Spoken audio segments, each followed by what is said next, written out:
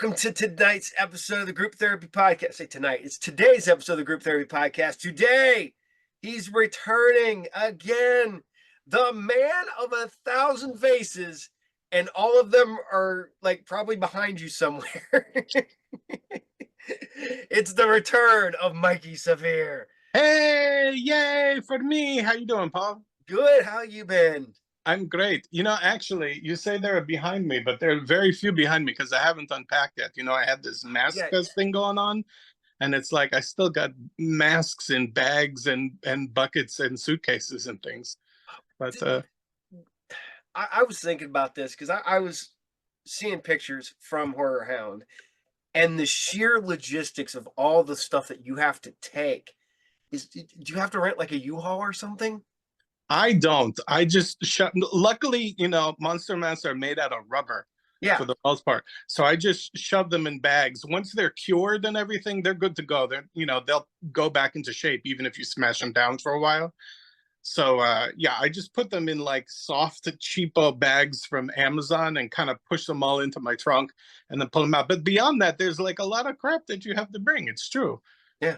And I legitimately the other day I was sitting there because I forgot to ask you like the last couple times we've talked, and I need to know because you do everything on film. You show us making masks and stuff like that, but you do a time lapse from conception to production. How long does it take for you to do a mask? Oh my God, I don't know. You don't know. So that first one took about 43 years, honestly. But after that, no, okay, well, all right, you figure. You get an idea. I sit there, I meditate, I have my mantra, I say, monsters, magic, masks, monsters, magic, masks, until something occurs to me, okay? And then I get the idea. This is going to be great. I know exactly what they do. Okay. And then, lately I've added this new thing where I like paint them or sketch them beforehand. Yeah. So I do that sometimes. So that takes, like 4 hours or whatever. And then I sculpt them. It usually takes about 5 sittings to sculpt a mask.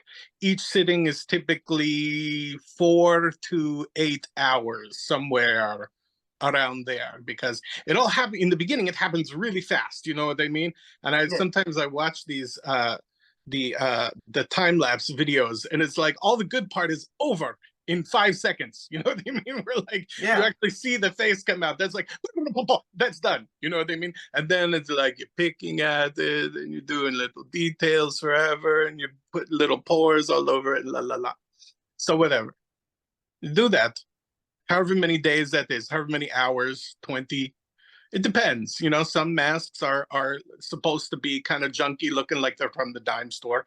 And then other masks are supposed to be very, very fancy. Look at me. I can do whatever the Hollywood guys do. Okay. Yeah. So you do that. Then you have to mold that. Well, I mean, honestly, then they get covered in plastic and they go sit over there for several months because I don't want to deal with it because I hate making molds like most of us do. Okay, but then at some point you have to take it out and you got to make a big messy mold, which involves plaster. It's actually more like cement, really. It's UltraCal, which is basically plaster of Paris mixed with a gypsum cement. And that just goes everywhere. No matter what you do, no matter how much plastic or paper you put down, no matter what kind of container you try to do it inside to contain all of your mess, this powder fluffs up and it goes in your lungs and it gives you plaster lung and it goes all over your whole area and everything. So you do that, and that is a big pain in the ass. That's basically one whole day. It takes me like 6 hours at least to do the mold for that, because you got to do the front half, and you got to do the other half, and you got to wait for this half to seal, to harden up before you can put this half on. You have to make sure that they don't stick to each other, so you put the goo on, and then you're going to go, yeah. So then you got to crack it. You got to crack that mold open, okay? So that's a few more hours. Really, if we're being honest, that's kind of a pain in the ass because you get one half off and then you always got this front half stuck on here because it's got all this space. Yeah. That like the back half comes off really easy because it's just usually just like, oh, look at your bald head, asshole. Pull it off like that. but then the front half has all these details. And like for the Mikey Sevier mask, it's got a stupid friggin' rubber beard on the front. So that's like holding on to the mold. You try to pull it off and it's all stuck on there, or like jaw bones and, all these kinds of Yeah. things. So you do that and you eventually get that. You have to dig around your armature and like inside the thing, and you get all scraped up from the mold because it has sharp edges in some places, and it's like a rock. So it's really Yeah. hard now. It's not powder anymore. You know what I mean? So you do that and you scrape, and eventually you can pull the front off, and then you can clean it all out and you squirt it with the hose and do whatever, get yourself all excited and have fun like that.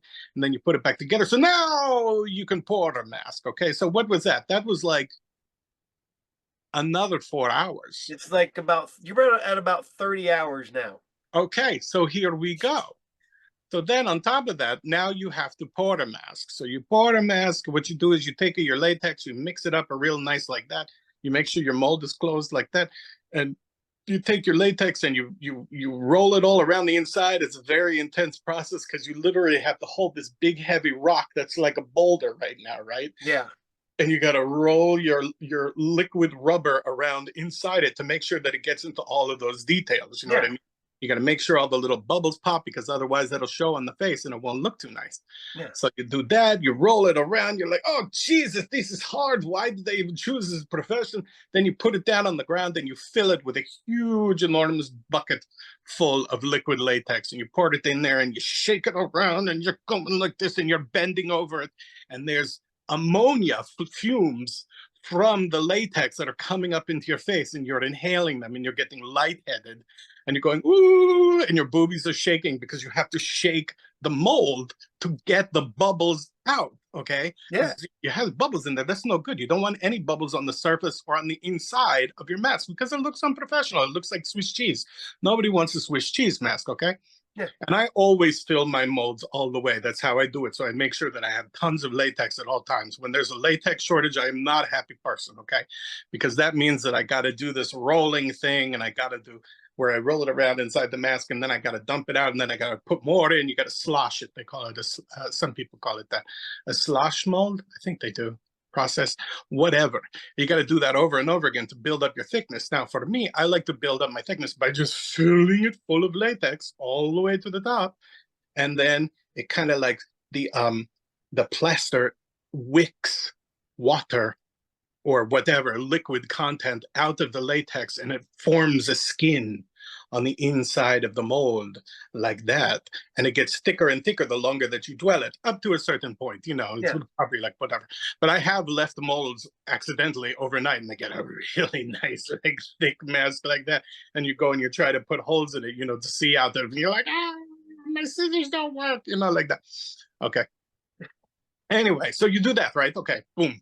Then you have to like pour it out, and you can either pick this huge friggin' thing up like this and throw your back out, or what I like to do is I use a ladle. Hey, like we're having soup, everybody, and I'm portioning out little bits of latex back into the bucket like that. 1, 2, 3, until it's light enough for me to dump out. Then you have to dump it. You got to let it drip. It all drips back into the bucket, and you see all the quantity that you lose every time that you do this. You know what I mean? And if you're not careful, you spill it on your floor, and you don't need it. You're like, oh, great, there's a whole mask that I just spilled on the floor. That sucks. And then you try to scrape it up with like a bench scraper or something like that, and you're like you try and put it back in the bucket, and you go through all this work, and you get like little pieces of shit from the floor of your garage back in your latex, and in the end you only end up rescuing like 3 tablespoons of latex, and you're like, great, thanks a lot. What was that wasn't even worth it. Yeah. Okay, so where were we? You shaking it out, you're ladling out the extra. You Right. sure you don't make a mess. Yeah. So then you let it drip. You let it drip for a while. It drips. It gets nice. Okay. You let it drip. You got to let it roll. Then you have to roll it around again a little bit because there's still going to be some wet latex inside. You don't want that to be able to pool in any one place when you then put your mold down to dry it. Okay. Because if it pools in one place, you're going to have more latex in there than all over the rest of the mask. And the thing about latex is that as it dries, it shrinks because it starts out wet, and then the moisture goes away, it gets smaller. But if you have a big pool of latex, which is thicker in this area, then that area is going to contract more. So it will actually distort your mask. So you have to be very careful that it's nice and even all over the place. Or else, your guy will come out looking like that when he should look like that. So you do that. And then you just turn a fan on it and you leave it and you walk away for like 8 hours or whatever. That's usually when I go to bed or something like that. You're like, oh, Jesus, I'm tired. Okay.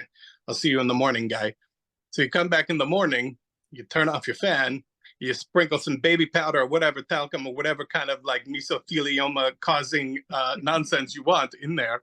And you blow it around with a hair dryer, to just get it coating all the inside of the mask because latex sticks to itself. So Yeah. when you're pulling it out, you have to be careful in this way that you don't stick the latex to itself on the inside. Not that it's irreparable, but still, you don't even want to have worry about that. You Yeah. can have little things like the ears will come out and all suddenly they'll be like stuck together like that and too thin. You're like, hey, what did I do? Oh yeah, that's right. And then you got to poke something up in there and try and separate it or whatever. So we got boom. You pull the latex out of the mold very carefully because you can break the mold. You can chip off little details or things. Once that latex starts to dry up, it becomes really strong. Mm-hmm. And even though it's flexible and the mold is not, like you can still have a little problem where Yeah. there's teeny tiny little details. Okay. So then you pull that out, you get it all out, you look at it, you say, oh, you're beautiful. And it's like this beautiful white, pristine alabaster, gorgeous, sculpture. And it's so beautiful. And immediately it starts to go a little bit yellow, like it looks kind of like somebody peed on it in places as it begins to oxidize. Okay. And Yeah. you're like, oh, well, it was nice while it lasted. Okay. So then you gotta run over here and you either have to put it back on the thing that you sculpted it on, which I usually don't do.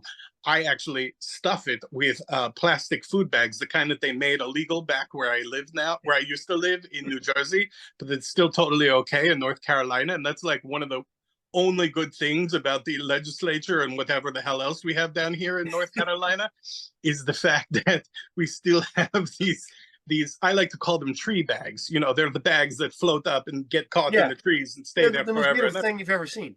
Right, exactly. So I put a ton of those in the mask, right? Until it's like perfectly formed and I know it's not going to move. And I stick it on a stand like this because then you have to let your mask cure for 24 hours. And this is basically like the vulcanization, Yeah. they do the Goodyear tires or something, but it's not the heat process. It just happens with the Yeah. air and whatever. That's what's great about it. So as it cures, it will continue to shrink up to 15, 20%, 10 to 20%, which is crazy that your mask goes from being like this big down, being like this. Yeah. And you have to keep that in mind when you're sculpting. So you sculpt something really big, you know what I mean? It goes like that. And then, once it's cured, it's good. You could, like I said, you could smush it all up and throw it in a bag or whatever, but we're not there yet. Not here. Because first, you have to trim that mask. You got to trim off all the little doodads and the flashing that happens from where you put the two halves of the mold together. You got to trim that. Any little pimples that you get or something like that on your mask, you got to cut those off. You got to fix all the little doodads, make it all nice. You might want to hit it with a Dremel tool. Some people do that. Then if you hit it with a Dremel tool, it gets all little latex boogers all over it. So with the boogers, you have to like rub off with like some alcohol or maybe naphtha if you're that kind of person. If that floats your boat, they're kind of dangerous chemicals or some kind of solvent like that that'll take it off and won't let it stick to itself because latex sticks to itself, as I said. Yeah. Then you have to go in, you got to get all that plaster off because there's still plaster stuck to the latex. Because the thing that latex loves to do is take plaster off of the inside of your mold, which kind of sucks. And that's why molds degenerate over time. It's because they're always dusting off onto the mask. So in order to do that, you use citric acid. And I love citric acid. And because it tastes kind of like those little gummy worms or like Sour Patch Kids, but it's literally like without the sugar. It's just the sour part. So you mix that into some water and you can brush it. Some people soak it in a big tub. I don't do that. I just use like a little teaspoon and a little cup like that with some hot water. And I go with my scrub brush and I go all over the thing. It's very vigorous. And you kind of hold your mask like this and you scrub it like this. And it gives you like a pain in here and in here and sometimes in here. And you never know where you're going to get one, but you're going to get one. It's going to hurt at some point. So you do that and you scrub it all over and then you rinse it and it has these beautiful rainbow bubbles on it. And you're like, why am I getting these rainbow bubbles? So the rainbow bubbles coming from the latex or are they coming from the citric acid? It's just because I put water on my mask. I don't even know, but it looks like Glinda all over the mask, which is kind of cool. So then you got to dry that. You do that. Then you bring it to, oh, we're going to paint it. So then you paint it. How long does that take? Whatever. As long as you want to take. You want to take several days? Fine. You want to take 2 hours? 2 hours. There you go. Boom. It helps to be a good painter because you can decide whether you want to do a big fucking crazy involved one or a 2 hour paint job that looks really, really good. Nobody even knows that it's 2 hours and you're never going to tell them, right? You know, No. come on. So then after you do that, you got to put hair on it. You glue hair on it. I usually do that the next day because you want that paint to cure a little bit too. Because, you know, depending on the kind of paint that you use, I mean, it might take 24 hours for it to actually like set down and really stick and shrink down onto the latex and whatever. Then you put hair on. And the hairing process can be, oh boy, it's an involved thing, you know. Herring is not, it's not for the faint of heart. And you can leave on a herring expedition and you don't know if you're going to come home. So you might want to tell your wife and kids and say, Matilda, darling, you know, light a lamp, light a candle, be my candle on the water and leave it in the window for me because I don't know if I'm ever returning from this herring expedition. But then you do the hair and then you're good. And unless you have a bunch of little doodads and things or extras you want to make and put on, which you can do too. So how many hours is that? Anywhere from about 100 to 110 hours or so. Jesus Christ, what is the point of this? I'm changing professions. Well, it's time to start all over again. Something It's else. time to start all over again. Jeez. But that is just and that's just one mask. That's But one mask. But then okay. But the mold can create how many masks can you get out of a mold before it's too buggered to get? They say that the mask is good for about 20 before it really starts to get, I mean, a mold is good for about 20 masks before it really starts to get all messed up. Okay. But I don't know if that's true because very few masks have ever sold more than 20 copies of. It's a small business, you know. Yeah, but you've done some really awesome masks that I would assume would sell way more than that. Well, so, I don't know. Perhaps I need a little more word of mouth. Maybe I need to make some of those annoying commercials that everybody has on Instagram now and Facebook. What you do, you make a commercial, you send it to me, and I'll put your commercial on my shows. Okay. I would totally do that. There you go. I'll make a new commercial. Yeah, because the only place that I'm putting my commercials are on my Instagram and on my YouTube channel. And if you're not watching those things, then are you even gonna know? Yeah, and see if we get enough people, because I'll put it on the other two big shows that I got that do the big numbers. I don't have a problem with that. So I love your Saturday morning show, the therapy show. What is that called? Saturday morning serials. Yeah, I see that all the time. That comes on in my recommendations. I love that one. I love doing that one. That's my therapy, I guess I would say. That's why, well, one of it's called group therapy is one of my channels at. But yeah, that's my I work on that and it chills me out and I can also go back and watch old cartoons that I used to like and all that fun stuff. So you know what? There's a lot of those cartoons that I didn't even realize I forgot about until I see it on your show. Oh yeah. There's a couple like Ulysses 31 that I remembered, but I couldn't find it like anywhere for the longest time. And I thought I had imagined it.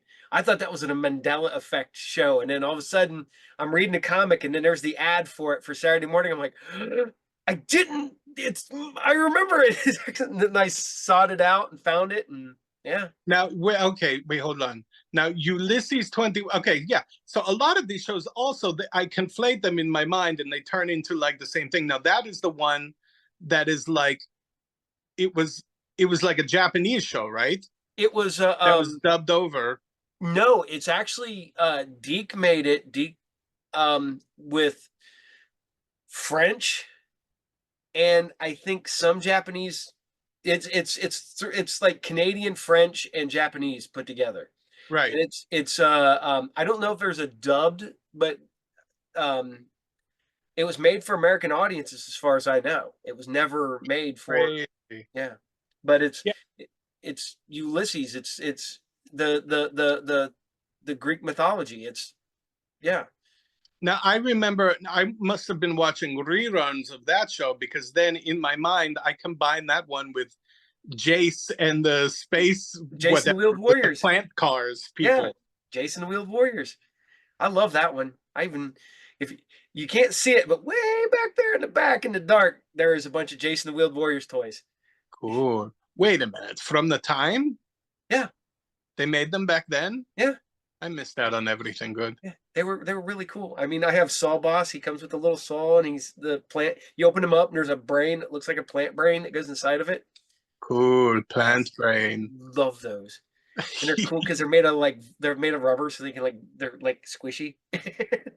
Wait, the plants are, or the cars are, or the No, guys are? the brains that go inside the plant cars are squishy. Yeah. Oh, that's crazy. See, yeah, it's like, why did that not work out?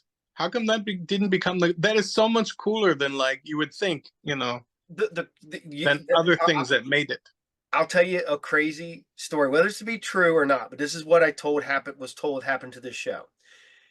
The show came out, the toys came out like 6 months before the show came out. The toys were not doing well. The show came out, and the show was doing well. I mean, J.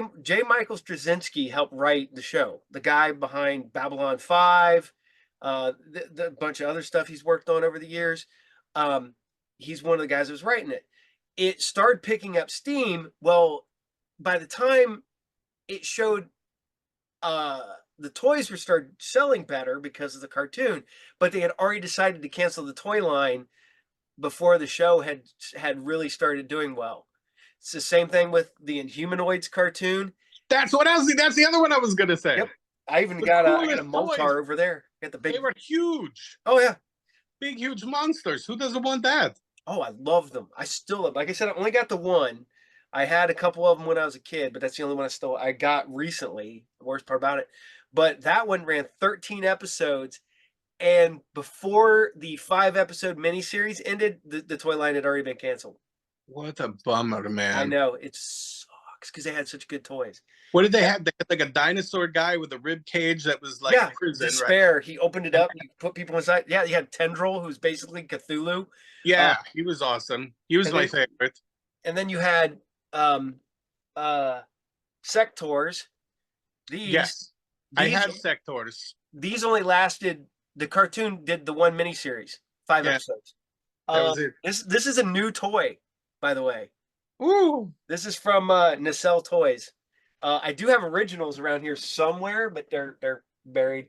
But they actually made, and I put it away. They made the figure from Wave 2 that never got made, the original run. They made the yeah. female one. Yeah. Ooh, I bet she was pretty. Yeah. Well, man, let's see. Here we go. Here we go. There she is, right there. Okay. And you can see barely see. Another company called Zika Toys a few years ago made 3 3/4 inch ones that were Oh, scaled to like GI Joe. Those were really nice, but those are similar to the originals, except for they have elbow joints where the originals didn't. So yeah. Well, that kind of makes more sense, I think, because it seems like the sectors were a pretty cost prohibitive type of toy. Like they were so awesome. oh, they were cool. I've got the beetle. So you stick your hand in the glove and Yeah, then you would yeah. I don't have the dragonfly anymore, and I do have the beetle and I have the spider. I had the dragonfly and the spider. So I guess the two like main guys I Yeah, had, yeah. Yes, the what good guy and the Spidrax bad guy. and they were so the bad guys were so well um oh man. Spidrax, the main bad guy, whoever designed the bad guys was great. Yeah. They were And very cool. They're yeah. like they're a little bit Nazi. They're very scary. Hmm. The sculpts were very fine. Oh yeah. They were like tight, Oh yeah. you know. with all the musculature and like this Mm-hmm. beetle-like thing. And not just that, it also seemed to me that the paint jobs on them were new. You know what I mean? Like you didn't see that those kind of processes where you would get that much shine and the Oh pearl yeah, and yeah, yeah. all that And kind of thing. I mean, the new figures don't quite have the shine, but yeah, that when the original had that Mm-hmm. really glossy metallic blue, like almost like car paint. It looked like it had It that. was, yeah, it was Yeah. like an iridescent, Mm-hmm. pearlescent, like kind Fluorescent. of Yeah, color that's the word. shift thing. And it was Yes. also done in a particular way where the paint would, you know, you spray it from an angle. So Mm-hmm. like it picks up, you know, the dimensions in a certain way. The Mm-hmm. dimensionality, it really reflects that. Oh yeah. Yeah, they were awesome. Oh yeah. I'm a huge toy nerd. If anybody can ever, if anybody ever steps foot in my basement, they're like, You don't say. no, no, not at all. It's only like my entire life. Yeah. I just turned 50 this year, and I told my wife I was like, I still have no intention of ever growing up. Uh, I adult when I have to, but the rest of the time, I don't care. I don't I, care. I am a child. I am a child. I am a large child. I'm not even as large child as I used to be. Lost a lot of weight. It's crazy. Oh, good for you. Enjoy. Enjoy your skinny body. It's not easy. I work out a lot, but oh man. So and another thing I've been needing to ask you, and I really should ask you a long, long time ago. Why? Where did Mikey Sevier get his makeup design From being awesome. from being awesome? Yes. No, I don't know. From you know, from the what do they call it? The Grand Guignol, you know, from the corpse paint, the years of old. Is it a little bit Kiss? Maybe. I like to think that Kiss ripped off me, but you know, Gene, I'm a little bit Gene. I'm a little bit Paul. I'm prettier than either of them. And I have better taste because, you know, have you listened to Kiss lately? Like, listen. Oh yeah. Kiss, it's good, but like if you're older than 6 and it's not 1976 anymore, you know, Oh yeah. does it really rock that hard? The Couple of the numbers. the last good album they had was the one where they really went hard and they went metal. Was Revenge back in '92. For real? That late? Yeah. Well, they went through their pop kind of metal phase. So you had all of They were like trying to be Motley Crue or yeah, something. yeah, The yeah. late, They went through their hair band phase. So they yeah. went like Animalize, Hot and Shade, stuff like that. And then Revenge came out and it legit has the worst, I think the worst Kiss song ever on it. Practically one of the worst songs ever, period, on it. But it also has Deuce. It has Unholy. It definitely has definitely a darker and more rock metal feel to it. Except for God Gave Rock and Roll to Us, and which is just complete and total garbage. Garbage. Well, Garbage. maybe I'll have a listen to Revenge again. Did they Yeah. put any makeup back on by that No, point? no, Not even no. This is eyeliner? the last album before they came back with the makeup. Okay. Yeah. And by the time they came back with the makeup, it was already like Detroit Rock City, like it was already trying to be cute, like Yeah, yeah. It was nostalgia or whatever. yeah, it was a they that's when they just became a complete and total nostalgia act. Yeah. They I'm a went huge fan of Kiss album covers. I love the album covers. oh Don't yeah. get me wrong, they're beautiful. Oh I yeah. love their makeup. And I was fascinated with them as a child and Oh yeah, like, you me know, a too. little bit scared of them. But I mean, it's, you know, how scared can you get of disco music, really? After a while, they're just playing disco. Yeah. Wait a minute, hold on, here we go. I get Yeah, that's not Love Gun is not my favorite, but it's okay. no. This I've had since I think my parents bought it for me. Now they bought it out of the trim bin, so it was definitely reduced by the time I got it. But my parents knew I liked Kiss when I was a little kid, Yeah, and then they bought it for me, and then I think I turned like 8, and then I discovered, although I did still stay in the hair metal thing, so I was like, I went from like Kiss to like Motley Crue and Rat and Warren, you know that. And then one day I discovered the Ramones, and then it was just downhill from there. So Oh yeah. and You went thrash from metal. metal to punk and then it was over. No, I went to punk, metal, and thrash. So thrash and punk had that weird, like almost, you There a know, little give and take there. yeah. Yeah. And that just hooked me, and then I started getting faster and heavier and darker, and then now I'm back to like I flow with it now. I still Uh, got my death metal and thrash metal and stuff albums, but then right next to that I have stoner metal and synth wave, and I think there's definitely the Blues Brothers soundtracks in there. Uh, oh, it's good. Well, there, I like Aretha Franklin a oh yeah, lot. I love her. I don't, I don't need, I don't need any Dan Aykroyd albums, but you know, you need Doctor Detroit. Come on. talk that. Right. Was that a real movie? Oh yeah, it Yes, was. yes, it was. It was a real No, I movie. know. Some movies you try to watch in your life, you're like, oh, I should probably try to watch this. And then you watch it and you're like, why did I just watch this? Why did I try to watch this? Yeah. I've made that mistake a lot in the last few years. All these movies that people are like, this is the scariest movie ever. And then I watch it and I'm like, I look at my wife, I'm like, are we so just out of it that this is not a scary movie anymore? I think I don't know. We All those become movies, I just can't believe that the Animal Planet people, funded all of those exorcism movies for so long. It's like the whole exorcism haunted house movie went on for so long. Like if you think about it, when they first started coming back, it was like the exorcism of Emily Rose, like around Mhm. that time. Yeah. When was that? Like 1998, No, 99, it was 2000s. Emily Rose was 2000s? 2000s. Yeah, like 2002, I think.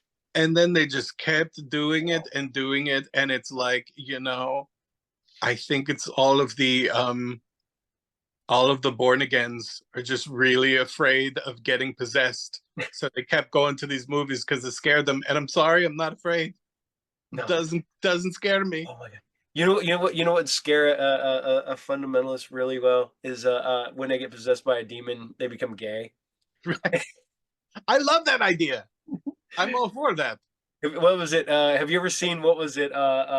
There's a parody one. It's is it Curse of the Werebear? The guy Ooh, becomes a werebear. You know. yeah, sure.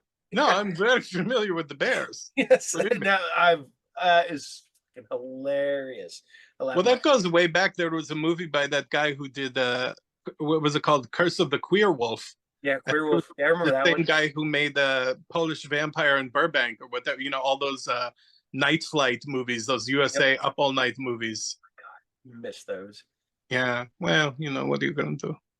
That's It's an, it's gone. It's gone forever. It's gone but not forgotten. not with me. It's not. Not that's right. I will bring it back. I've brought back the Saturday morning cartoon guy. I've brought back the sci-fi guy on Friday nights, and yeah. But with all the movies I got, I would. We were out without the internet the other day, and everybody's like, "What are you doing?" I was like, "I just grabbed a couple movies, threw them in, read comic books all night, played." I kept myself busy. I couldn't finish doing what I needed to get done, but What did I watch? Oh, so my internet went out a few days ago, and I watched the Zoo Gang.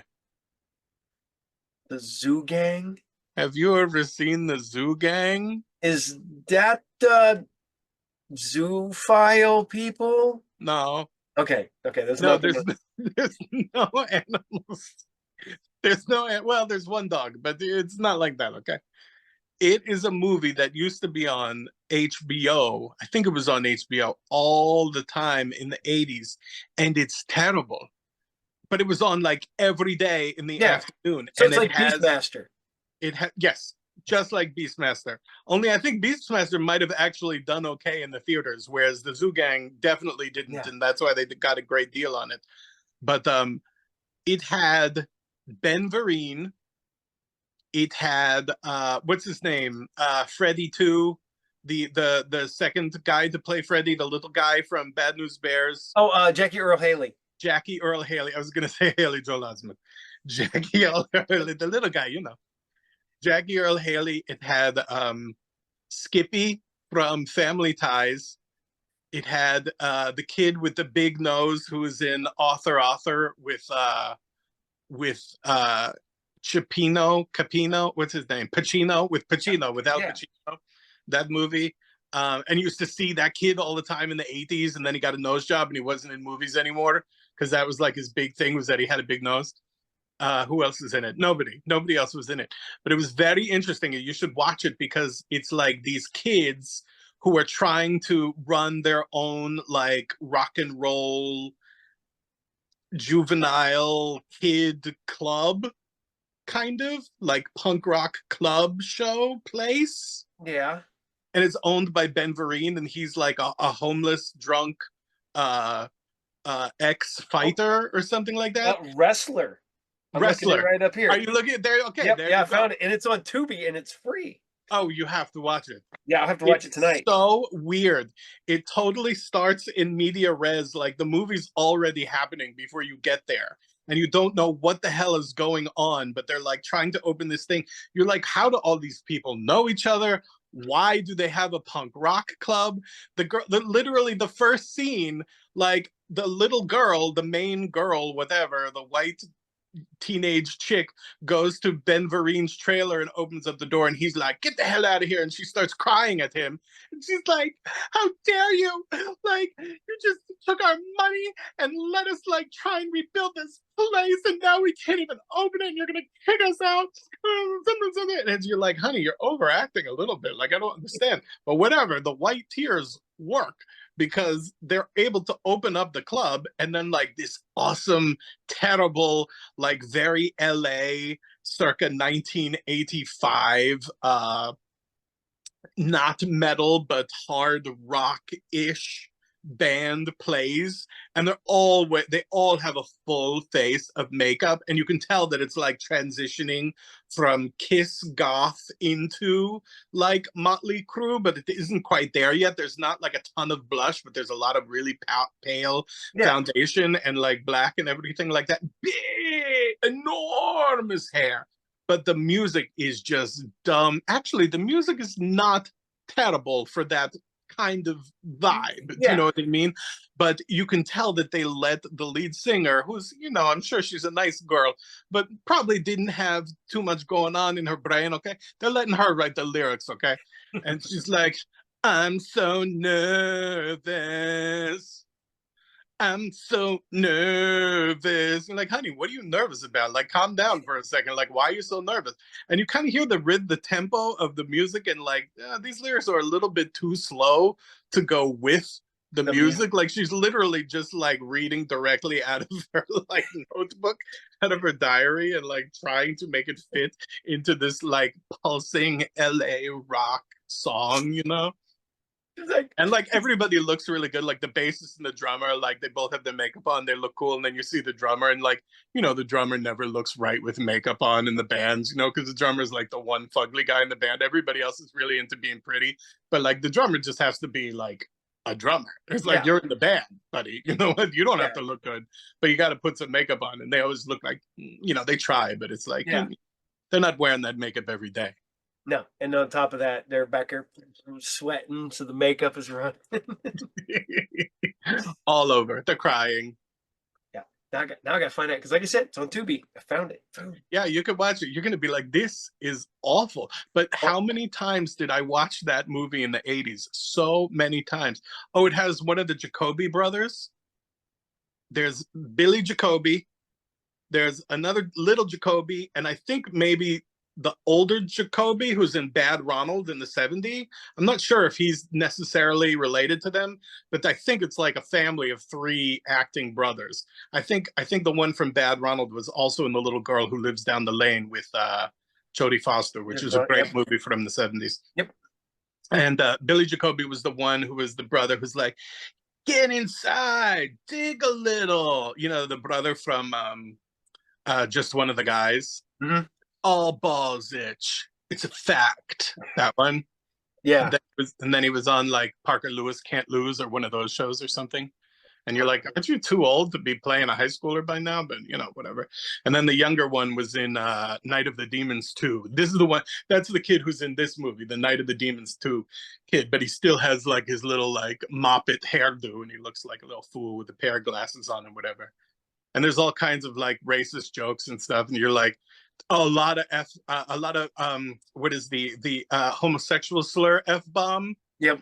a lot of that, and they're Oh yeah. really like cool with it, and like some people they're all calling each other the f word, and they love it, and it's like nobody's questioning it. They're like, No, maybe he because really is an f, like I guess it's okay that she's making fun of him because he might really be an f word. oh yeah. Well, this is the worst part about it was the wife and I were talking the other day, and we were talking about movies yet again like that would not fly today because of the character stuff. Like I was like, I remember being a kid, and Nightmare on Elm Street 2 was always the gay one. Yeah.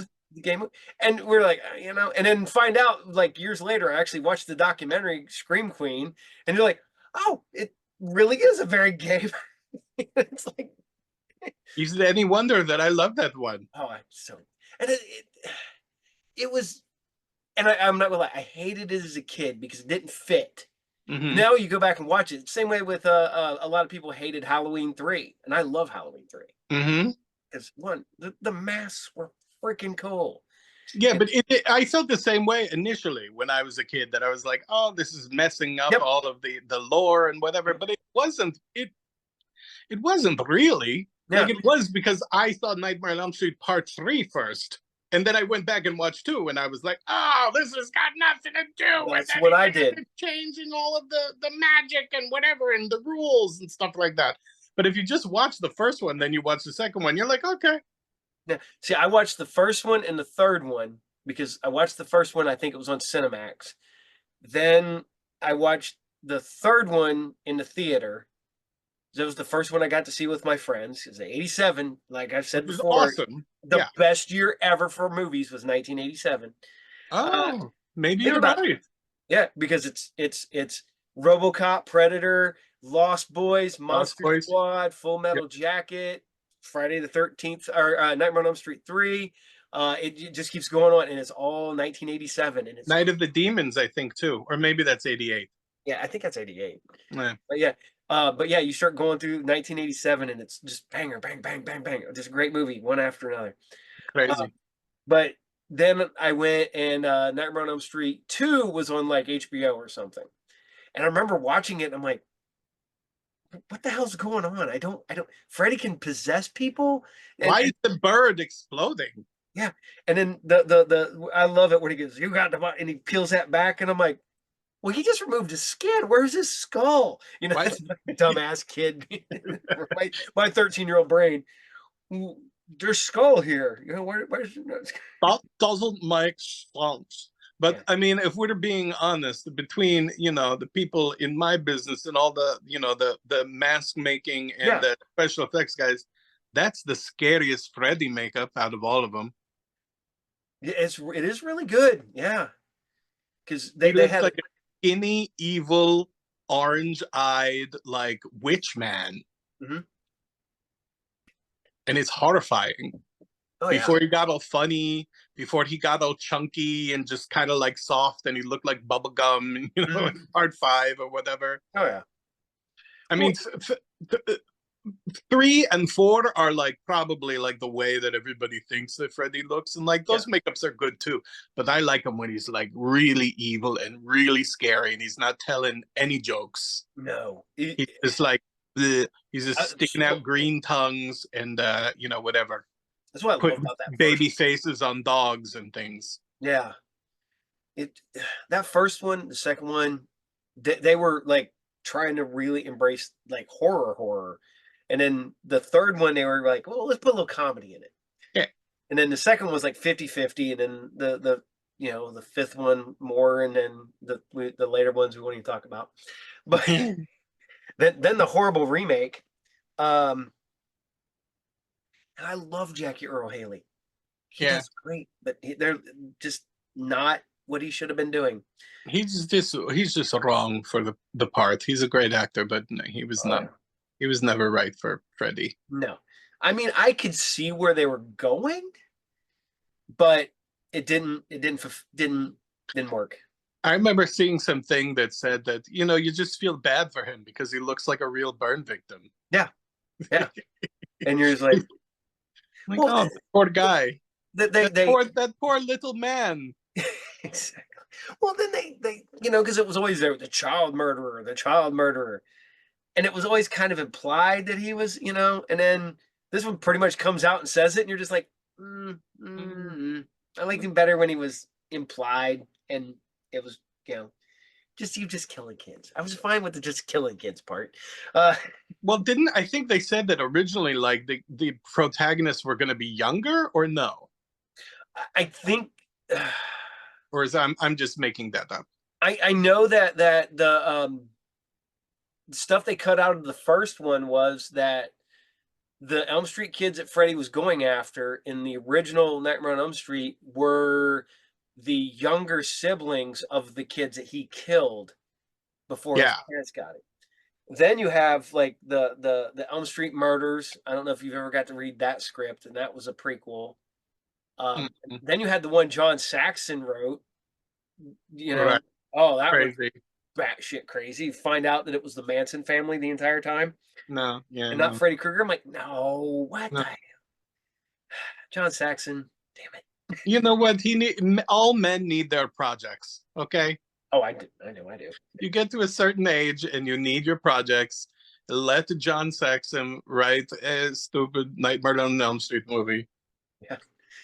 I remember I got to meet John Saxon, and the only thing I could think of, the only thing I shook his hand, I'm like, you met Bruce Lee. That was my whole thing with meeting him.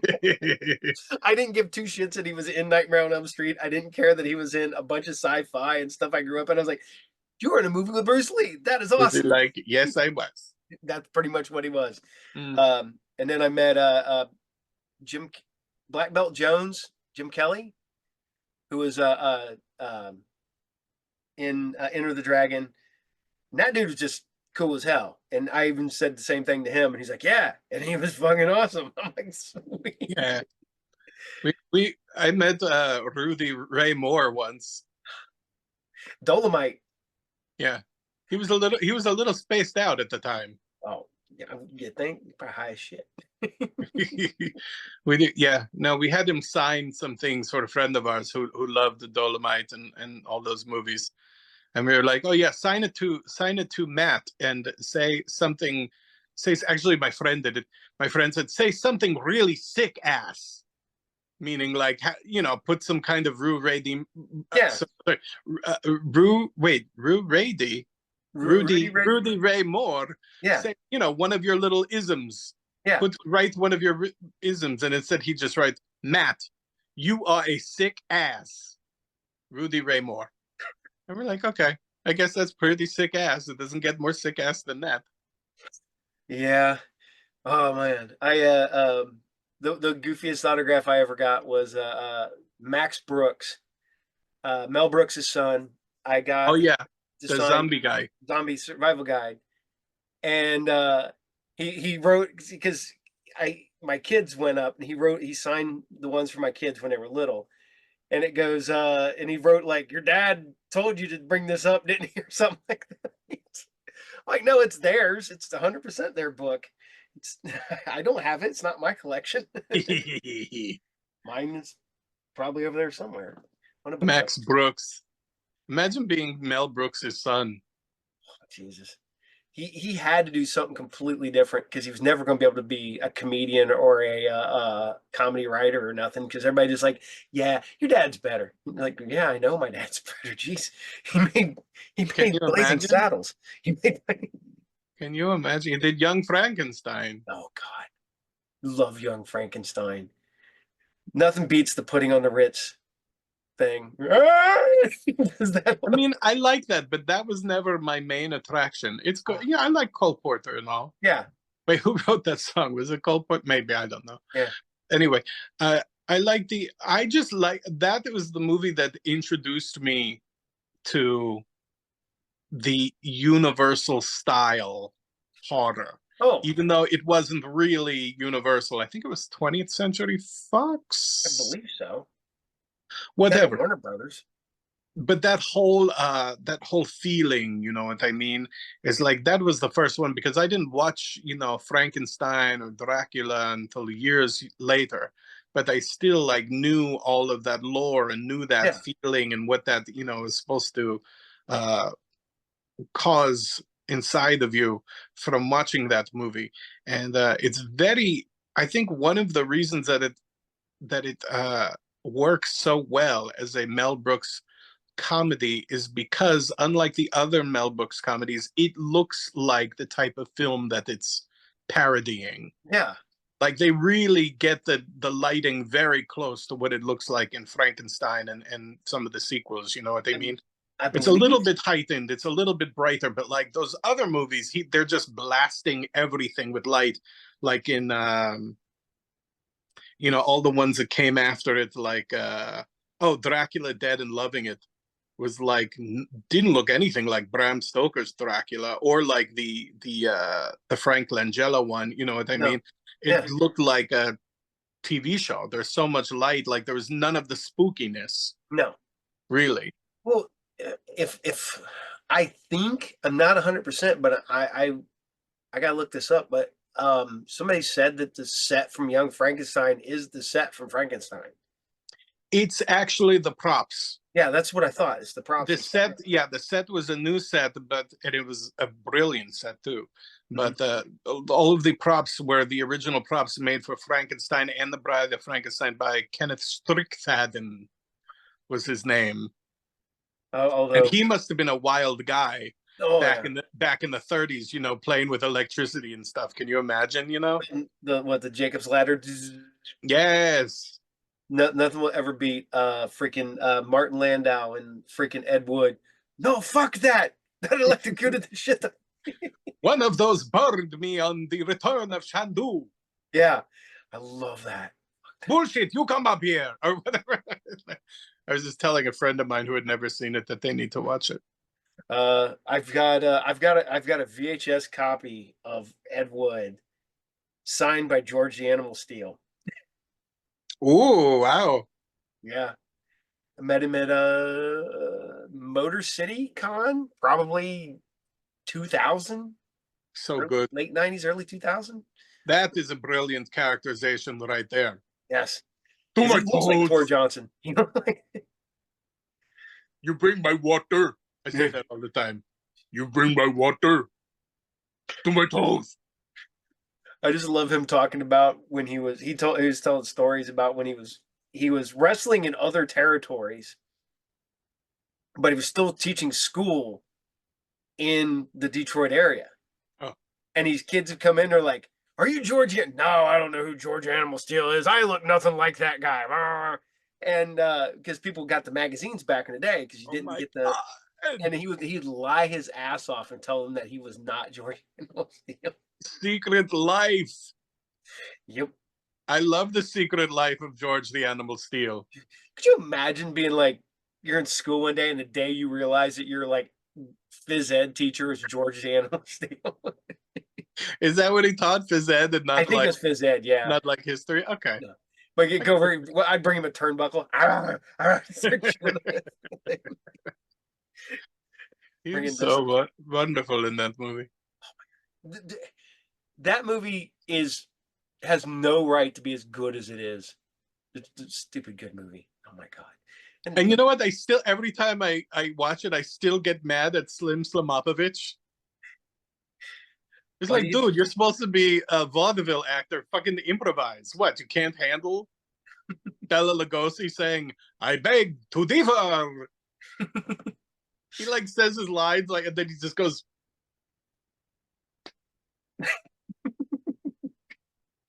Oh, oh my god! That movie's too good. Too good. Ah, poor Johnny Depp. Poor Johnny Depp. He'll never attain that level of perfection ever again. No.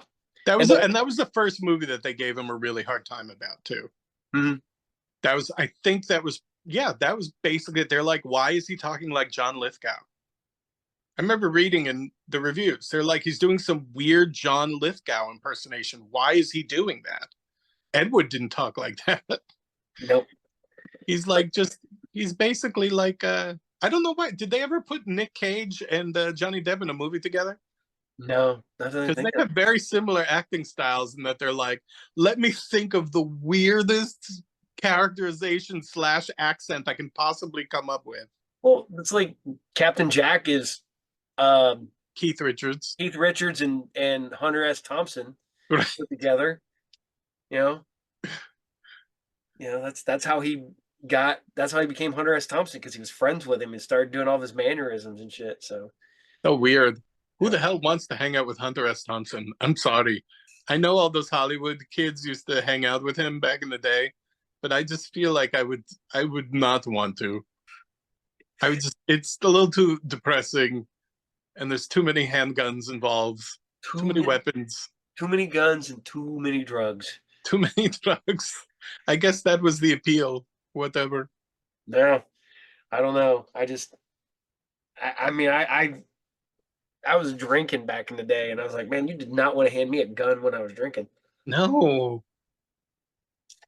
Now I just sit around, I'll eat an edible, and I'm like, ah, I don't need to touch that. I'm good. I'm tired. I'm, t- I'm gonna go read a comic book and watch a documentary about werewolves. I don't. Speaking of, we went to see. I was recently visiting my home state of New Jersey, and hanging out with all my friends and whatever. And there's a great drive-in. Right, I lived right on the border. The town that I grew up in was on the border of New Jersey and upstate New York. And we went over the border into a little town called Warwick, and they have a drive-in there. And Mhm. we went to see Beetlejuice. Beetlejuice. Yeah, and none of that. Well, the 11-year-old that I was with said that sucked. I did not go see it. I kept seeing the trailers, and me and my kid were like, "You want to go see it?" And he goes, "I'll just wait till it's streaming." Yeah. And a couple other friends were like, yeah, "It's okay."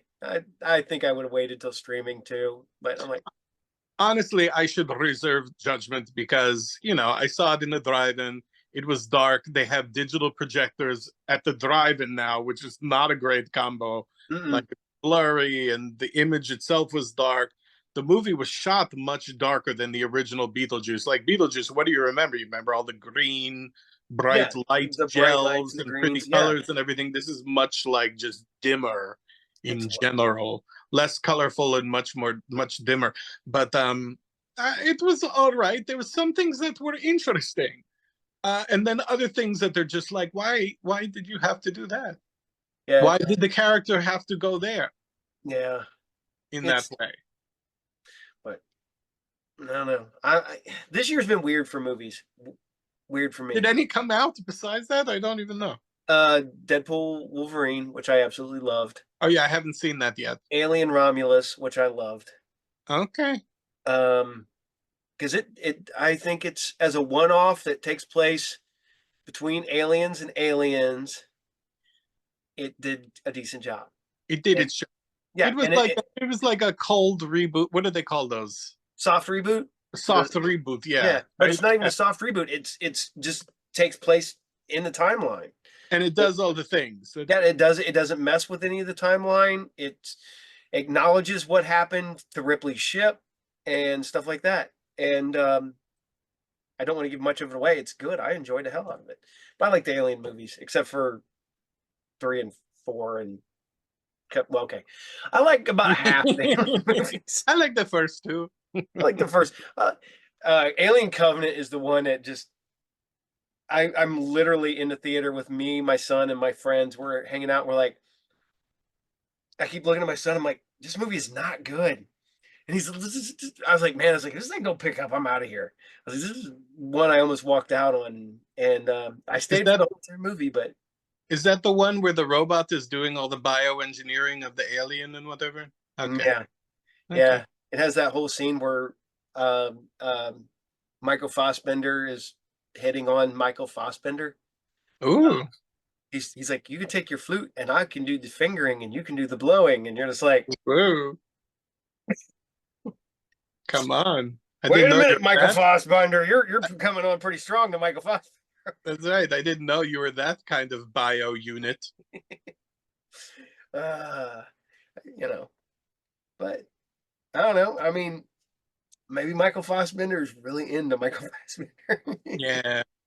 Well, there's a lot of those movies though where like, I go and I watch them and I'm basically sitting there the whole time trying to convince myself that I'm enjoying it and having a good time, but like you have a sick feeling.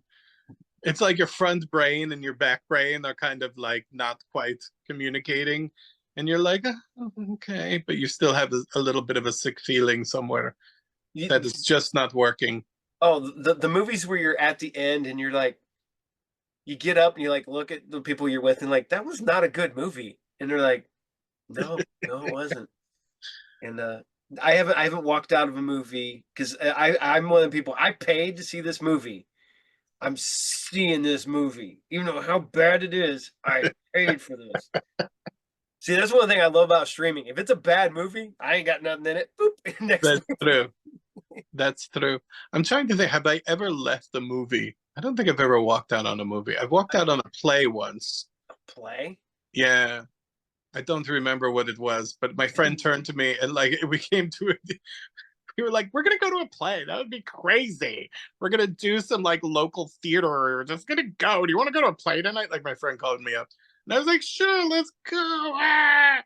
And we went and we watched like the first half, and the lights came up at intermission, and she turned to me. And she's like, so, do you want to go? And I was like, yeah, Yeah, let's let's just go. go. We don't have to. That would be great. Let's leave.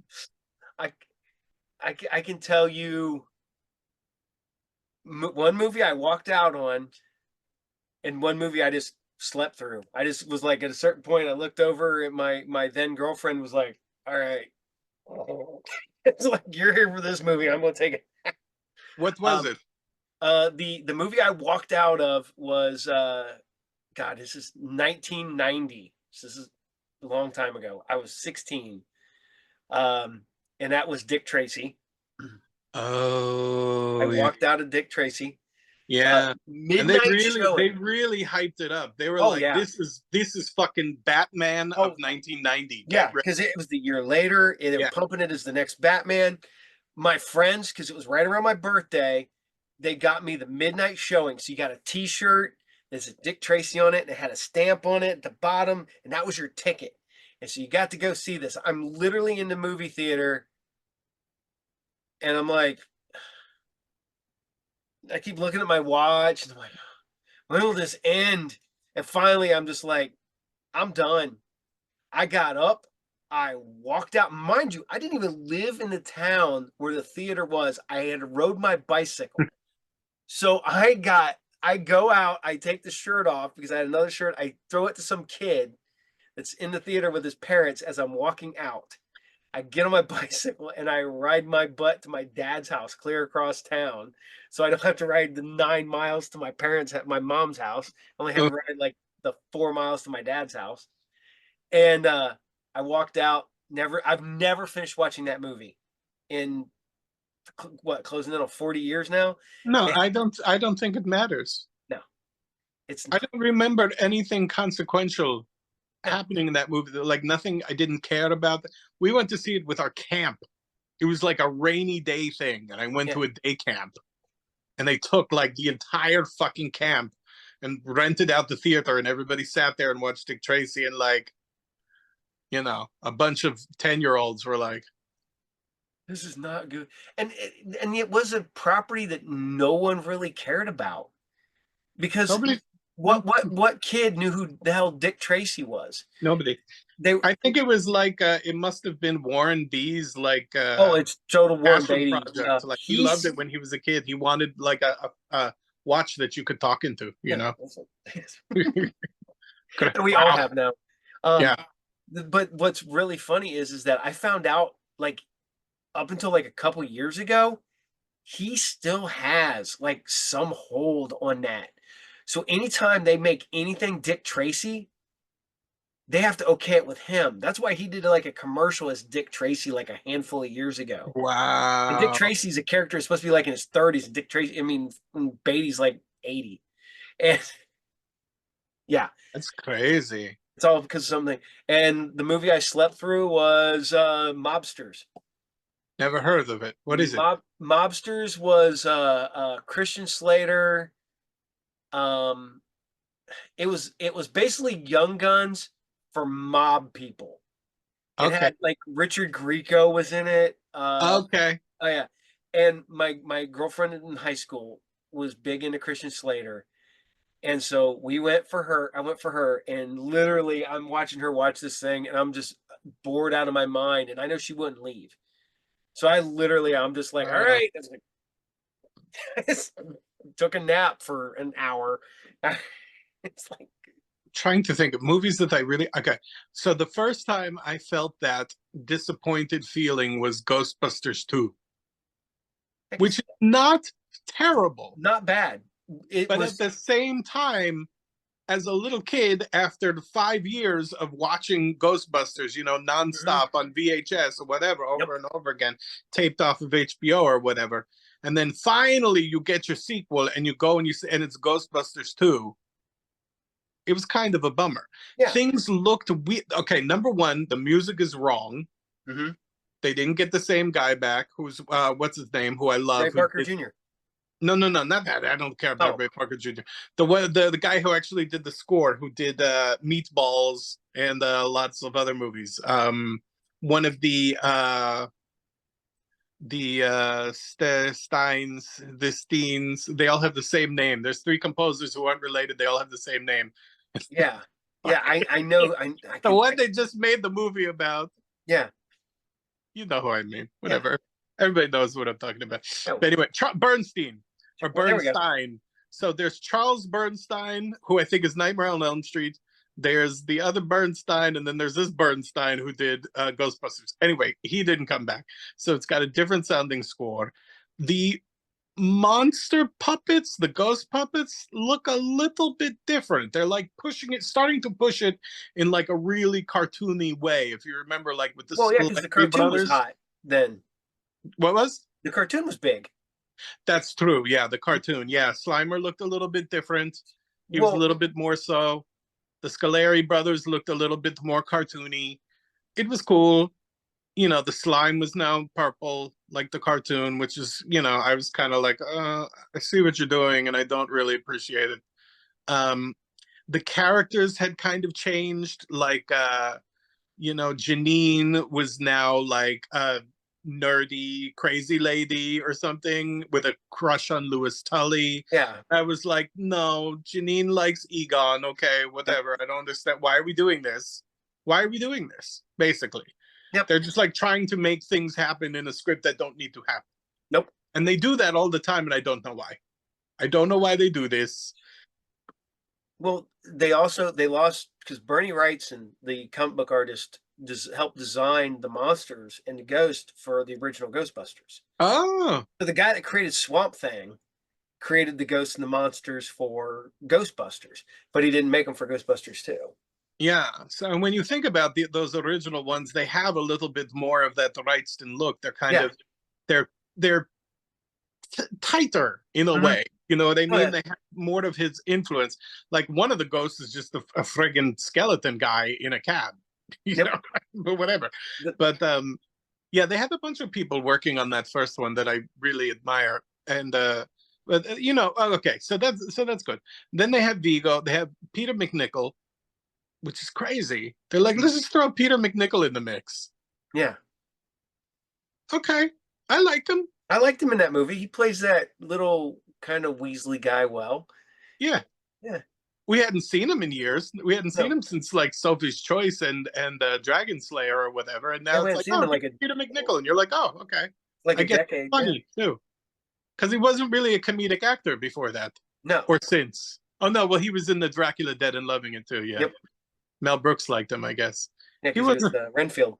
yeah, he's a funny and like kind of off-putting person. When you Oh see yeah. him in a movie, like, ew, ew, ew. Peter McNichol's in it. Ew. Yeah, they mess with relationships. You know, Winston Zedmore doesn't have a mustache anymore, and I was like, oh, I'm not really crazy about that. Dan Aykroyd is kind of like, you know, push. I don't understand the appeal of Dan Aykroyd. I'm sorry. I know this is the second time I'm bringing him up, but it's like people talk about him on Saturday Night Live like he was some kind of genius and he was amazing and like everybody loved him. And what I've just never seen anything good about him, with the exception of maybe Ray in Ghostbusters 1. I Dan Aykroyd for me is, if he's in an ensemble that's good, he can be good. If he's the lead, not so much. You Yeah, know, was it Great Outdoors with him and John Candy?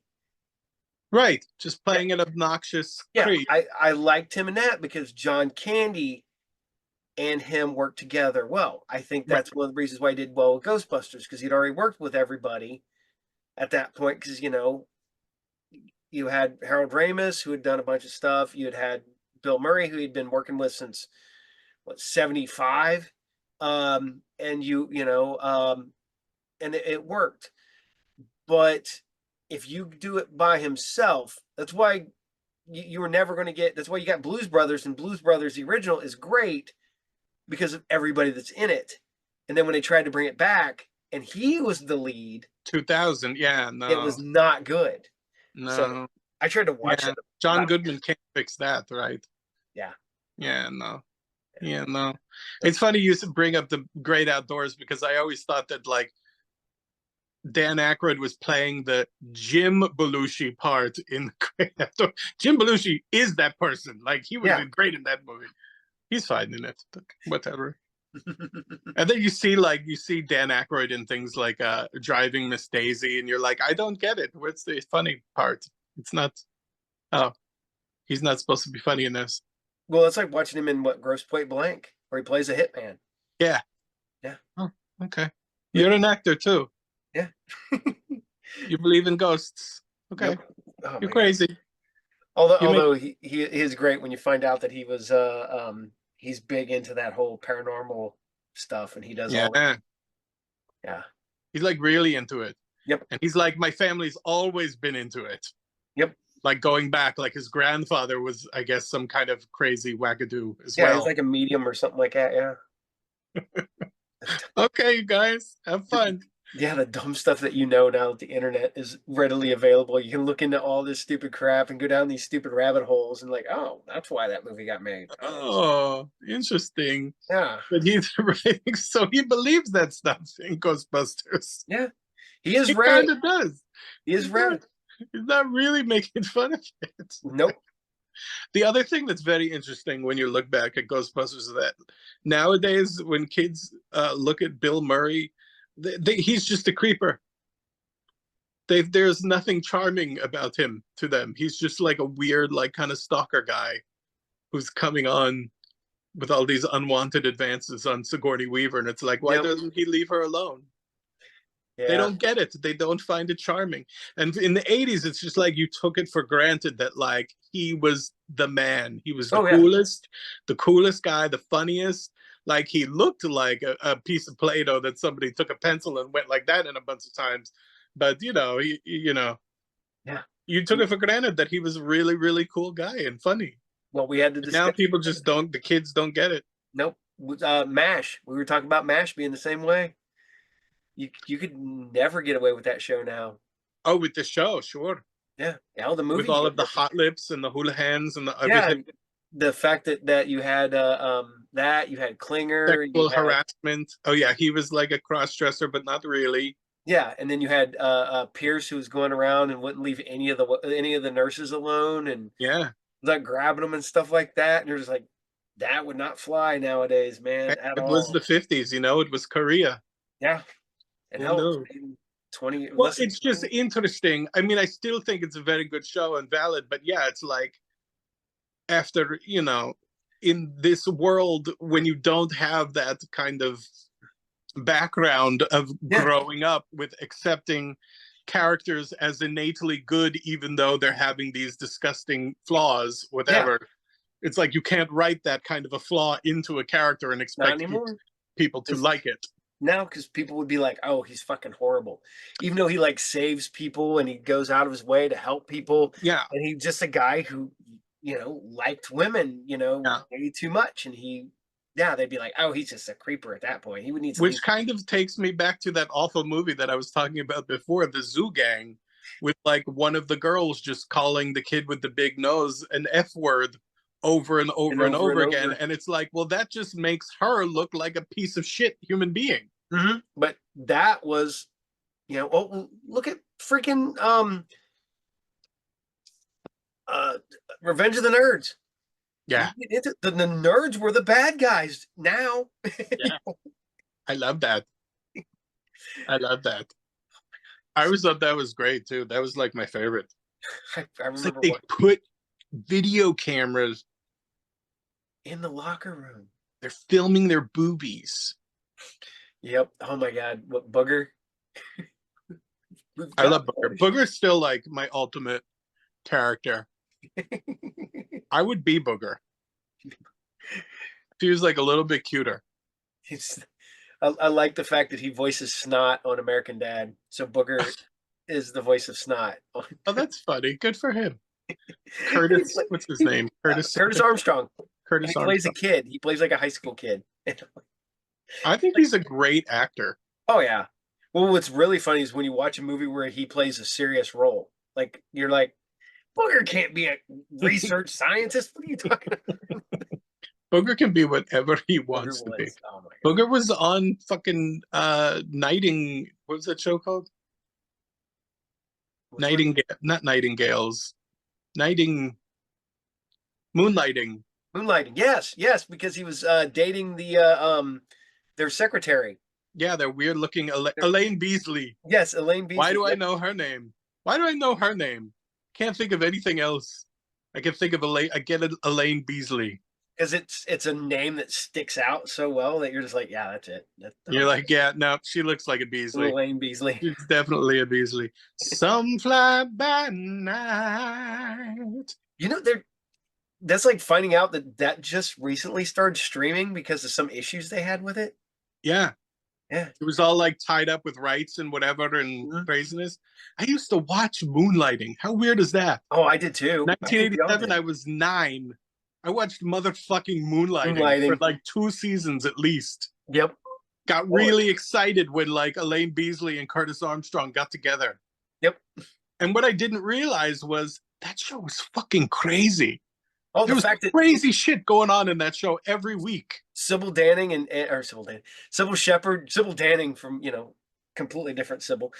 Sybil Shepherd and Bruce Willis freaking hated each other, like despised each other. In real life, they did. Yeah, and you're just like, they do a good job of hiding it on that show. I get it. That's so funny. I used to love Sybil Shepherd though. She was a little slut for Peter Bogdanovich, breaking up Peter Bogdanovich's marriage back in the day. But Oh shit, she did, didn't she? yeah, she did. Damn, But I forgot Peter, that was her. he sucks. But the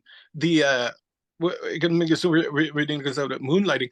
Oh, did you see that? The last, I think it was the last, maybe the second to last movie that Bruce Willis was in before they totally shut it down and made the announcement that he has whatever it's called. What was it Yeah, called?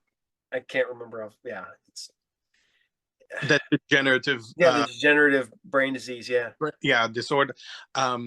The last movie that he made, they used My Santa Claus mask that was released through Ghoulish Productions as like the main bad guy and all of his goons mask, because it was like supposedly like a Christmas like Die Hard wannabe Yeah.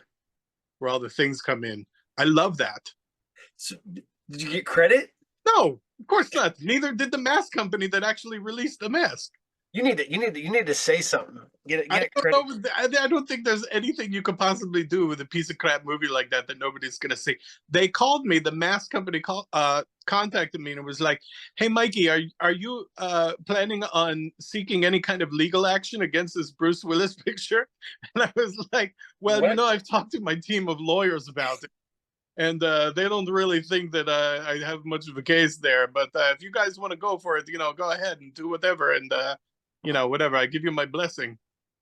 I doubt. I don't think anything's gonna ever come of that. Well, what was I we had our my con here back in June, and I had Paul You have Taylor. your own con? Yeah, I do it. I do Wow. it. I did do it twice a year, except for this year because it was our 10th year, and literally these things all hit it simultaneously. It was the 10th year for the con. So you started the con before you started the shows? Yeah. Wow. And then it was my 50th year, and it was the 12th year of my shop. So all of these hit simultaneously within a month of each other. So we decided to have a bigger convention. We brought in a couple guests. We brought in Jim Wynorski, the guy who directed Death Stalker 2, Return of Swamp Thing, um, Chopping Mall. He did a lot of those. He did a lot of those. Super nice guy. And then Paul Taylor, Pinhead from Hellraiser Judgment, the last Dimension film Judgment. Oh, okay. So, not the bad one. That's Revelations. Judgment actually, the people who worked on Judgment actually wanted to make a Hellraiser movie. Oh, okay. So they put effort forward. The people that made Revelations did it just to keep the rights. Is Revelations the one that was like could have been another movie and they just like made Oh, it all into a of them could have Pinhead been. movie? Any after 4 could have been another movie. They were all different scripts for other movies. Right, yeah.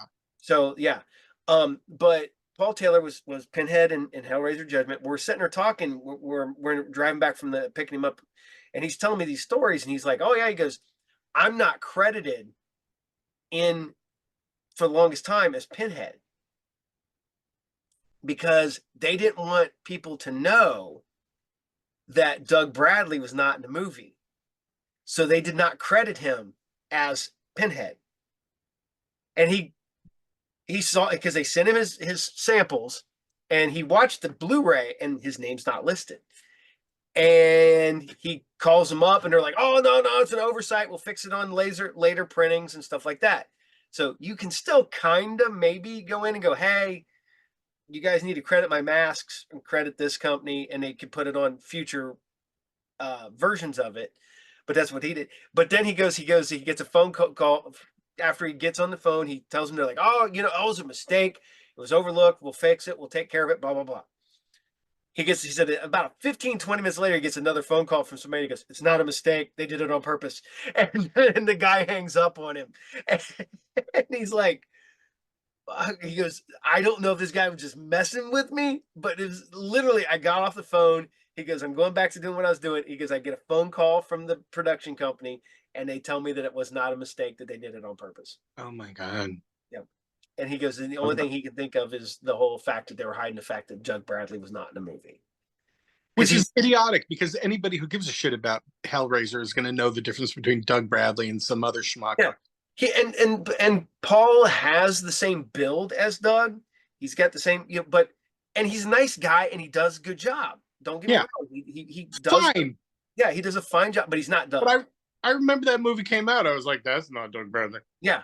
But they were still trying to hide it because they're not listing him because of that. But yeah, But can't he go through like SAG or something like that? he got credit. He got credited later. It was Okay. put back in. Yeah, it's all been put back in. But like they said, this So first. I gotta go to the Mask Makers Union, obviously. Yeah, so so how many mask maker companies do you work with? Ghoulish Productions is the only one that has actually bought one of my designs. So they're the only ones that just one. Yeah, just one. I produce all of my masks myself. All the cool shit you do, and say we're only like, or you just like, "These are mine. Fuck you guys." No, it's nothing like that. I'm willing to sell anything to anybody, but it's like, most of these places have their own sculptors. They do their own thing. A lot of them are really only interested in doing IPs that already exist, and I'm not really that into that. Like, I will, if somebody hires me for a specific thing to like execute a design or whatever, I'll do that. I do commissions and stuff like that. Yeah. But it's like, I don't know how marketable my designs are as things, as like a mass product, because you're not willing to take a chance on something that just, I invented out of thin air that isn't in a movie or already or whatever. You know, anytime I see you working on a mask and all that, the only thing I can think of is going back through my old comics, and you get that right around Halloween time. You have those Halloween masks from Don Post or I can't remember who the other one is. But and Distortions. yeah, but you're looking through it, and that's what your masks remind me of.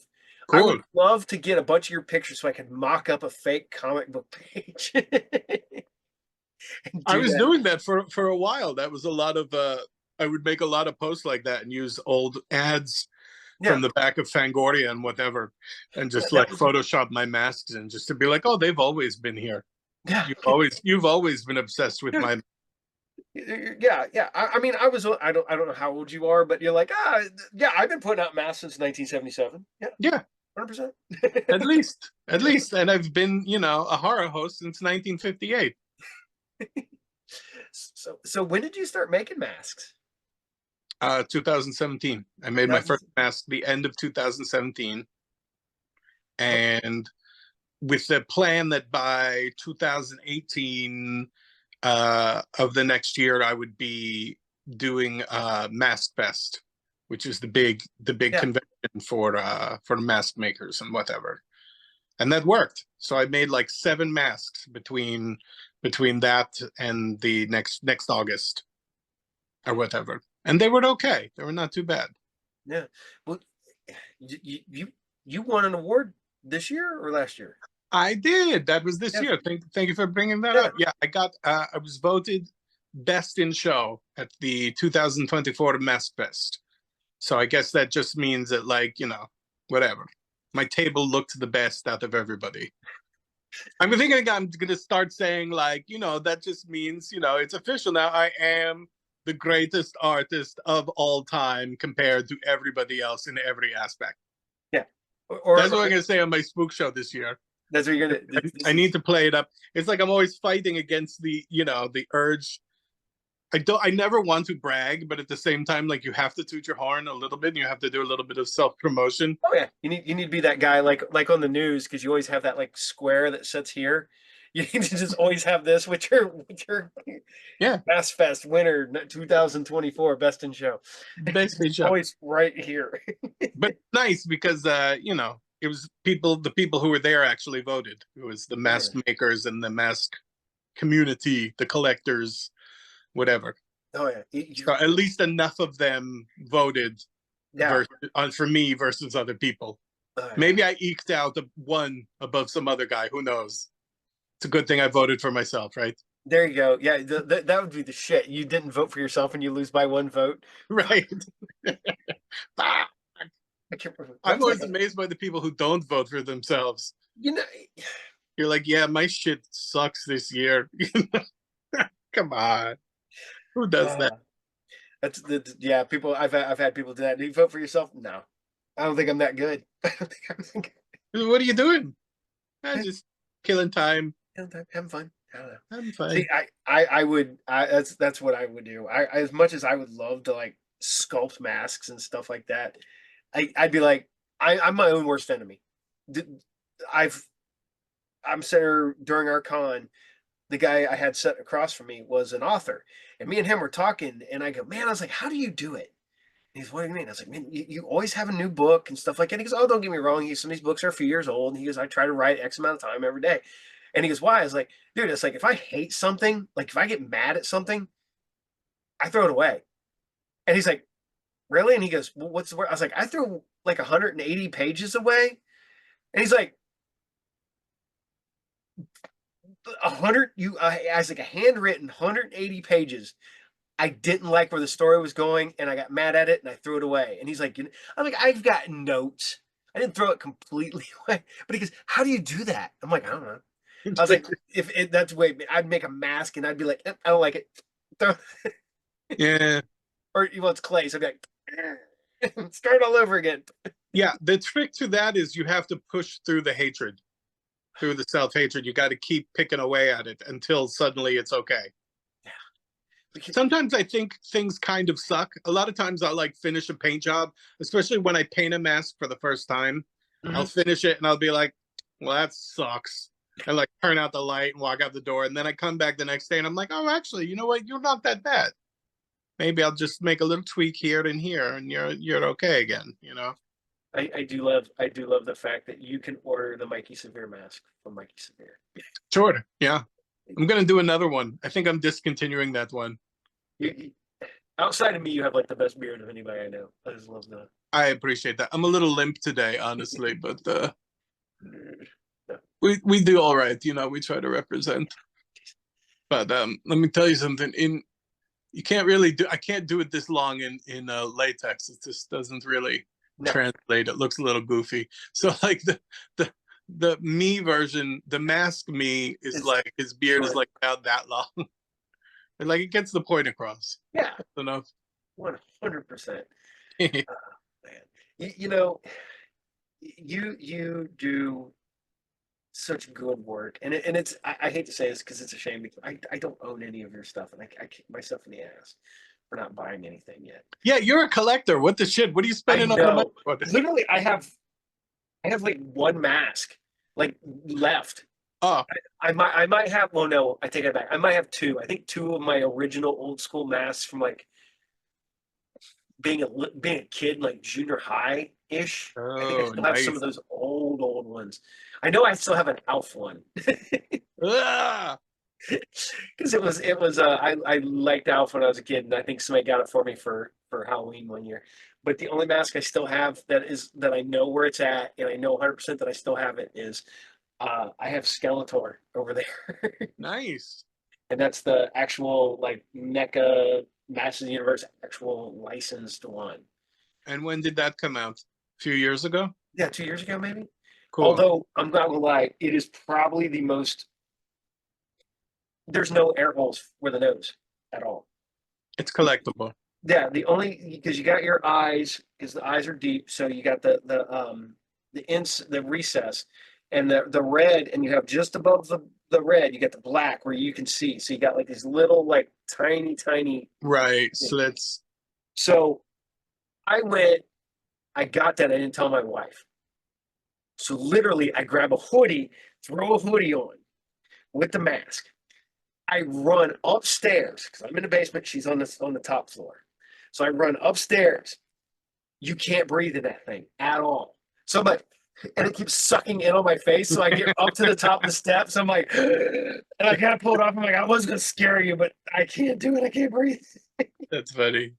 because my although I did do a one, and I have the Skeletor mask on. I have the hoodie, and I got two Skeletors, and I'm like. I was like, you caught me playing with myself, and I throw the thing. Good one. Yes. So, Hmm. hey man. That voice was hilarious. And I got to meet Alan Oppenheimer once, and I Oh, didn't get yeah. his autograph. And it was literally I met him in passing, and he was at a con, and I was at a con, but I didn't get to his table, and I just kind of I was just kind of joking with him while we were like walking off. And that's my Alan Oppenheimer story. Is I got to talk to him for like 2 seconds at a. How fun. So I got to talk to Skeletor. So weird. Ah, so So, you're always working on new masks. So I have to ask you, is there a mask you really want to do, but you can't because of licensing? no, I don't give a shit about licensing. You give a shit about I don't do the kind of numbers that would be a problem, honestly. licensing. Okay. Well, because I know some people, man, it's I don't think Masters of the Universe really worries because I knew guys that did the custom Masters of the Universe figures and no one ever said anything because they did small runs. Yeah. But I know uh what is it? There's one I seen that does the and the one that I don't know how they're getting away with it is the $6 million man. Oh. Yeah, he does the action figure head. Oh yeah, no, that's my friend. Yeah, that's My friend Mark. Yeah, it's awesome. yeah, it looks awesome because he does the It looks robot. great in real life. Do He what? does that. He does Maskatron. Yeah, Maskatron. That's the one I couldn't think of. Yeah. He does what else? He does Hugo, the whatever thousand man of a thousand faces or something like that. You remember that doll? Yeah, yeah, yeah. He does a mask of that, and it has all like Mr. Potato Head type like disguises that you can put on. He makes all the disguises and everything. He's awesome. Is it? He's the one that does all the the masks that look like Star Wars action figures too, isn't he? Yeah, totally. He does the Remco monsters. He's a terrific mask maker. How does is he just no one's mm, I mean, we are very small businesses. You know what I mean? We do yeah. our business to like a small group of collectors, and it's, it's such a little amount of product that like we never really get noticed by that kind of IP stuff. Wow. Because I know some of them, man. If you make a, if your kid makes a clay figure that looks like one of them in their house, you're like getting a knock on the door with a cease and desist order. Yeah, I don't know. Something about masks, maybe. That's crazy. That's it's neat though. I mean, you guys are doing really cool work and putting together some neat stuff. So Yeah, we love it. Yeah, those companies really only care if it's an actual honest to God large operation that's standing to make thousands and thousands and thousands of dollars this Halloween yeah, off of, whatever, a Universal monster mask or some kind of movie property or toy property or something like that. So yeah, if you're a big, huge company and you ship out your work to other countries to get produced, or and all that kind of thing, or you're getting picked up in actual retail stores and stuff like that and doing massive numbers, then you can get in trouble for sure. Then you have to buy the licenses.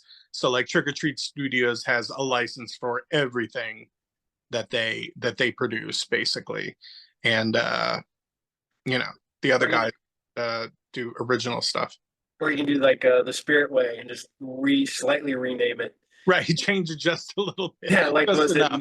midweek cutie instead of Wednesday Adams? That's Uh, funny. Juice Demon instead of Beetlejuice, stuff like Ugh. You really want to be Juice Demon though? Come that. on. I would totally be a Juice Demon. Ah, shit. Generic version of an IP monster Oh, costume. They just should just have that on the package. it's like I remember a Frankenstein mask I had as a kid, and it was obviously like the Glenn Strange mask, but the bolts weren't down here. The bolts were up here, and yeah. Yeah, So I'm into that's that. the way Like Monster Squad. That's how they yeah, got around it in Monster Squad too. yeah. It's like if Put the I electrodes on the head. They always did that. There's like a long history of moving Frankenstein's electrodes up and down and all over the place throughout just because it's cool. yeah. See, I had my dad made me ones so that there were actual bolts and this looked like bolts sticking out the side of my neck because he welded bolts onto a rod and the rod went around the back of my neck. Oh, Like cool. you'd look and there was still bolts. Metal, Yeah, ding ding, metal bolts. that's heavy duty. Yeah, That's I why would. it pays to have a dad who knows how to weld. Yeah, I have no clue what ever happened to those, and I'm sure I could get him to make me another set like tomorrow if I wanted. Awesome. It's like the Steve Martin arrow through the head Oh gag, yeah. but bolts. Yep. Very cool. So, what does Mikey Sevier have coming up soon? What have I got? Just Halloween. How, yeah, I have to produce a spook show. I got to get spooky. yeah. You got like huge mask orders coming out or anything? Yeah, I have several masks that I have to produce before Halloween. Most of my work is done by this time. People at this, a Yeah. few orders come in right before October, and then you got to do like a cutoff and say like, okay, that's all I can possibly do. But yeah, I have a few big mask orders to do. Big meaning they're very involved processes involving lots of hair and like constructing, costume pieces and things like that. And then I have to do a spook show. So whatever, write that, figure out what the hell I'm going to host this year, I don't know. Any suggestions if anybody knows of any movies that might not get bombed on YouTube for copyright or whatever, because Uh, that's always an issue. oh yeah, I got to do that, get that out in time, and then what? And then, but that's basically it this year. yeah, I always have projects to do, but nothing that's like whatever. yeah. Impinging upon. I have to do a commission sculpt, a likeness sculpt of a character from a famous sequel that came out in like 1983 of a spooky looking old man kind of thing. I have to do what else?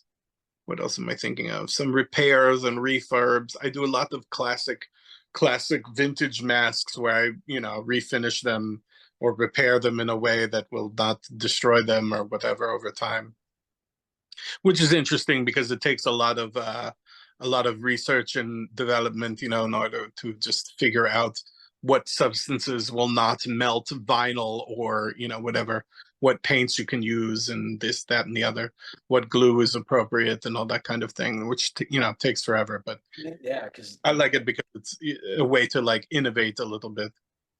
I had a problem because I had some old Don Post masks that just rotted away. They will do that. Yeah, even the old school Don Post Boba Fett helmet just started Oh, crumbling apart. what was that? Was that latex? No, it was it's not like the new stuff, but it was like a hard rubber because you could like kind of crush it and it would kind of go back to normal. I Maybe used like to have to keep thing. I had a soccer ball inside of it because if I didn't leave a soccer ball inside of it, it would start to kind of yeah. Yeah.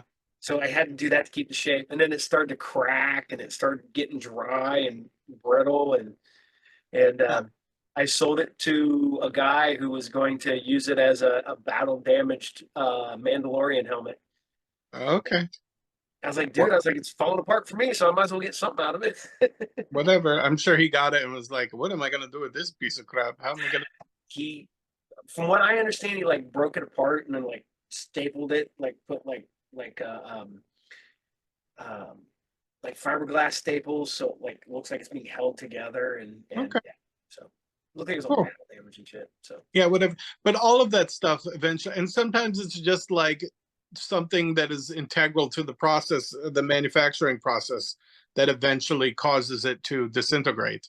mhm. That's the way that it is. Sometimes it's the paint that they put on, or the sealer, or just the latex itself Yeah, will disintegrate with time. And there's ways to halt that process, or at least slow it down. There's like stopgap methods that you can do, like on the Liberty Bell, where you like, they did the stop drilling to stop it from cracking over yeah, time.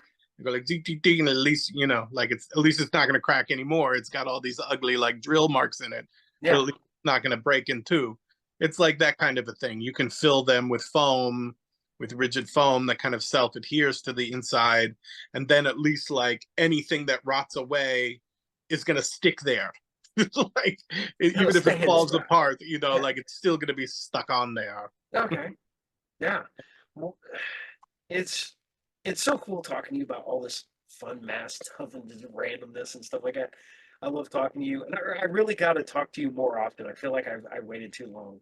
Uh, No, it's nice to talk to you too, and I yeah, appreciate your knowledge about things that I don't know as much about too.